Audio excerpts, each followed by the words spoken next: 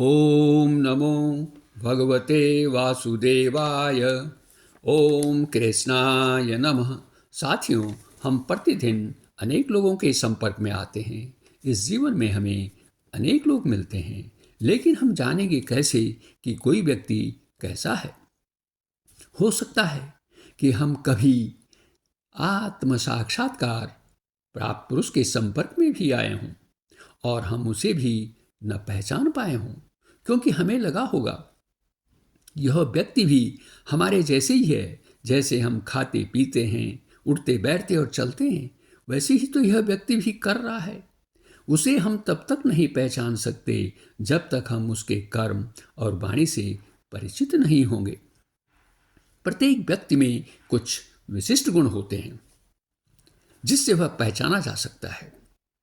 जिस प्रकार एक धनी व्यक्ति अपने लक्षणों से धनवान और एक विद्वान अपने लक्षणों से विद्वान जाना जाता है, उसी प्रकार परमात्मा को जानने वाले व्यक्ति के भी कुछ विशिष्ट लक्षण होते हैं। भगवान श्री कृष्ण ने अर्जुन से कहा कि जब तुम लौकिक और पारलौकिक मोह से ऊपर उठ जाओगे तब तुम स्थित प्रज्ञ हो जाओगे, अर्थात तुम्हें परमात्मा की प्राप्ति हो जाएगी। इस पर अर्जुन के मन में यह जिज्ञासा हुई कि वह स्थित प्रज्ञ व्यक्ति को पहचानेगा कैसे। इस संबंध में अर्जुन भगवान श्री कृष्ण से क्या कह रहे हैं, सुनिए। भगवद गीता अध्याय 2 श्लोक 54। स्थित प्रज्ञस्य का भाषा समाधिस्थस्य केशव स्थितधिः किं प्रभासेत किमासीत व्रजेत किम। अर्थात, हे केशव, समाधि में स्थित परमात्मा को प्राप्त हुए स्थिर बुद्धि पुरुष के क्या लक्षण हैं? वह स्थिर बुद्धि पुरुष कैसे बोलता है, कैसे बैठता है और कैसे चलता है? अब हम इस श्लोक की विस्तृत व्याख्या करेंगे और सबसे पहले जानेंगे कि स्थित प्रज्ञ, समाधिस्थ और स्थितधि से क्या तात्पर्य है। इन तीनों शब्दों का यह अर्थ है कि जिसने परमात्मा को प्राप्त कर लिया है, जिसकी बुद्धि परमात्मा में अचल और स्थिर हो गई है। इस प्रकार इस व्यक्ति को जीवन मुक्त भी कहा जाता है, क्योंकि यह व्यक्ति अपने जीते जी ही मुक्ति प्राप्त कर लेता है। अर्जुन इस श्लोक में भगवान श्री कृष्ण को केशव नाम से संबोधित कर रहे हैं। यहां केशव संबोधित करने के पीछे अर्जुन का क्या भाव है, इसे अब हम जानेंगे। केशव शब्द में क, अ, ईस व ओ आए हैं। ये अक्षर आए हैं, क, अ, ईस और व। क का यहाँ पर अर्थ है ब्रह्मा, अ का है विष्णु और ईस का है शिव और व से तात्पर्य है स्वरूप। इस प्रकार अर्जुन भगवान श्री कृष्ण को केशव नाम से संबोधित करके यह भाव स्पष्ट कर रहे हैं कि आप समस्त जगत के, इस संपूर्ण जगत के क्या हैं? सृजक हैं, संरक्षक हैं और संहारक हैं। आप सर्वशक्तिमान, साक्षात सर्वज्ञ परमेश्वर हैं। अतः आप ही मेरे प्रश्नों का उत्तर दे सकते हैं। इस श्लोक में अर्जुन ने भगवान श्री कृष्ण से 4 प्रश्न पूछे हैं। अब हम उनकी चर्चा करेंगे।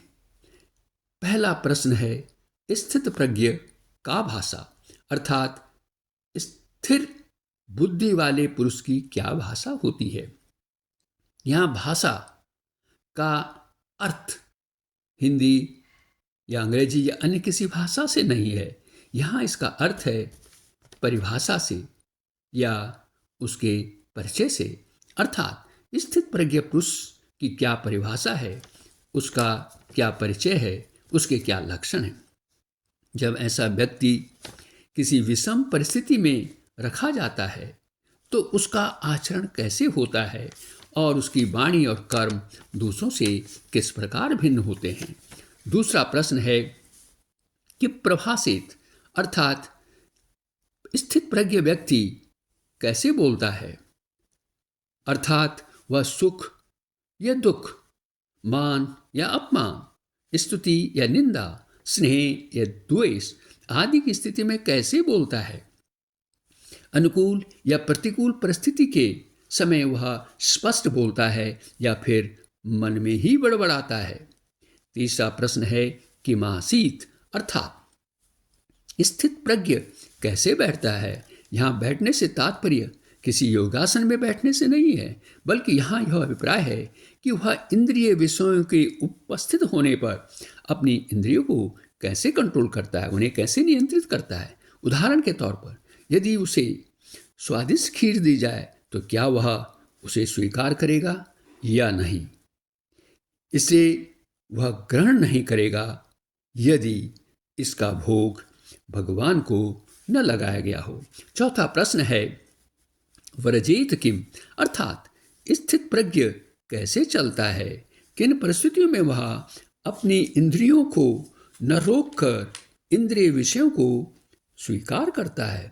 इस प्रकार हम देखते हैं कि स्थित प्रज्ञ का बोलना, बैठना और चलना कि यहाँ अपना विशेष अर्थ है। ये एक सामान्य व्यक्ति के जैसे नहीं है जिसके आधार पर स्थित प्रज्ञ की पहचान की जा सकती है। अंत में साथियों, स्थित प्रज्ञ व्यक्ति का मन आत्मा में दृढ़ता से स्थित रहता है, लेकिन जिसकी बुद्धि स्थिर नहीं होती है उसका मन आत्मा में स्थिर नहीं होता। उसका मन भौतिक जगत के प्रति आसक्त रहता है।